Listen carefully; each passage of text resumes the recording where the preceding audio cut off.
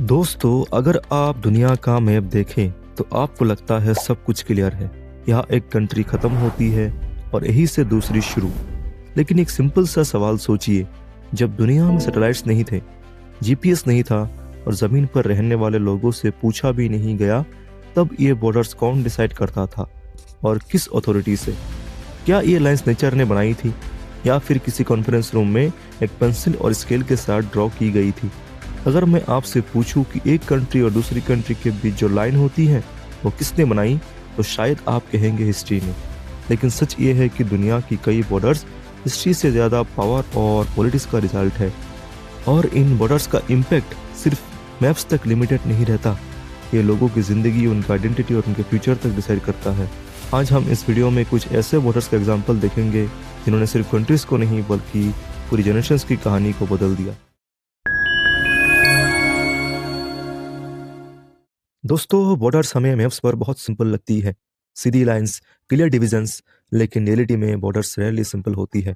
दुनिया की ज़्यादातर बॉर्डर्स नेचर ने नहीं बनाई, ये लाइंस अक्सर इंसानों ने ड्रॉ की है, वो भी टेबल पर बैठे हुए बिना ग्राउंड रियलिटी को समझे।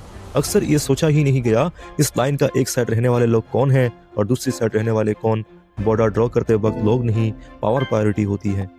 अफ्रीका इसका सबसे क्लियर एग्जाम्पल है। अगर आप अफ्रीका का मैप देखें तो आप नोटिस करेंगे कि कई बॉर्डर्स बिल्कुल स्ट्रेट लाइंस में बनी हुई है, जैसे किसी ने रोड़ा लगाकर खींच दी हो। लीबिया, चाद, नाइजर, माली जैसे कंट्रीज के बॉर्डर्स रिवर्स, माउंटेन्स या कल्चर्स को फॉलो नहीं करते। ये बॉर्डर्स यूरोपियन कॉलोनियल पावर्स ने 19th और 13th सेंचुरी में बनाई थी, सिर्फ एडमिनिस्ट्रेटिव कन्वीनियंस के लिए। मिडिल ईस्ट में भी कहानी कुछ ज्यादा अलग नहीं है। इराक, सीरिया, जॉर्डन के बॉर्डर्स लार्जली आर्टिफिशियल है। ये रीजियंस पहले एक कंटिन्यूअस कल्चरल और इकोनॉमिक स्पेस थे, जहां ट्रेड रूट्स और कम्युनिटीज नेचुरली कनेक्टेड थी।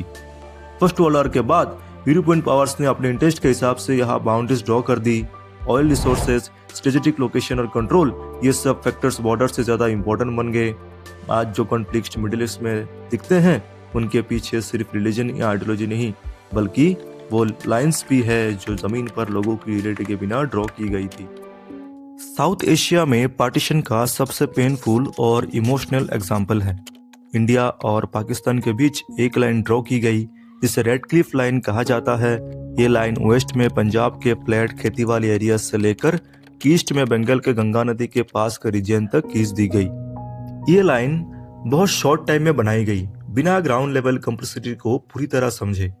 सर साइरिल रेडक्लिफ इंडिया आए जरूर थे, लेकिन उन्हें इंडिया की ज्योग्राफी, कल्चर्स और लोकल रियलिटीज का पहले से कोई एक्सपीरियंस नहीं था। फिर भी उनके एक डिसीजन ने मिलियंस ऑफ लोगों की जिंदगी ओवरनाइट बदल दी। सिटीजनशिप बदल गई, मूवमेंट रिस्ट्रिक्टेड हो गया और एक पॉलिटिकल डिसीजन का ह्यूमन कॉस्ट जनरेशंस तक महसूस किया गया। यह सिर्फ एक बॉर्डर नहीं थी, ये एक परमानेंट ह्यूमन ट्रेजेडी थी। कुछ जगह बॉर्डर्स जमीन पर दिखाई भी नहीं देती। यूरोप के शेंगान रीजन में आप फ्रांस से जर्मनी या बेल्जियम से नीदरलैंड्स क्रॉस कर सकते हैं बिना रियलाइज के।